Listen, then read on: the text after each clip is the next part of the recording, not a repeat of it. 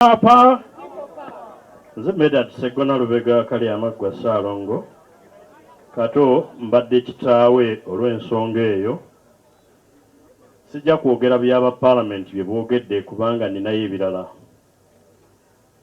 Ssaabasajja bwe yampa obwa minisita obw'amawulire waliwo abavubuka oba abaana Katolo Bwama waliwo omuvubuka gwe bayita Abe Mukiibi oba wali wano n'abavubuka abagwa mu kkowe eryo Kabaka n'abatukwasa. Katonga bwe mumanyi abadde namwatulira mpuliridde wano nti n'ez'ababbi abadde azibasaba n'azibajjamu naye ababbi mbadde sibamanyi mbategeeredde wano. Twebaza Katonda olw'obulamu bwa Paulo Katolo Bwama naye kammalirize n'ebigambo bibiri Ssebo President kubanga nze sidda mu protocol.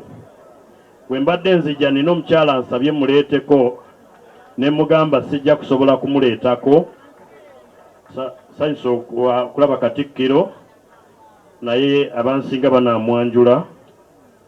Omukyala bwe mugaye sijja kusobola muleetako mbadde nzijudde nankolimira naga kale mugende muziika omufu wammwe kasita n'owaffe anaatera okufa sijja kubayita era ne mmusuubiza nti tetujja kujja. Ekituleese okuziika Katolo Bwama si bivulu naye kubanga abadde waffe nga tumutegeera. Nsanyusa okuwulira abagambye nti abadde ayogera ekigambo kyonna ekimuli ku mutima. Kambayo ekyokulabirako era mmalirize. Waliwo ennaku ezo ebigambo bye yayisanga ku lulimi lwe ne mukubira ne mugamba mutabani njagala kukulaba nanga ow'ekitiibwa sijja kujja kukulaba kubanga byogenda okuŋŋamba mbimanyi.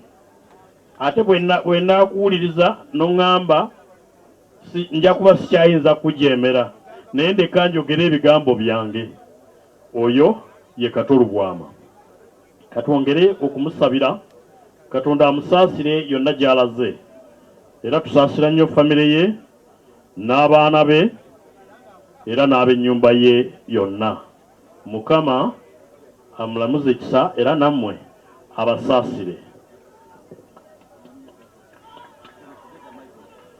Tweyanziza tweyanzeege abali awo abazze nga mutandise okusokoola amasimu temukwata mu nsawo z'abantu baffe. Weebale nnyo weebalire ddala.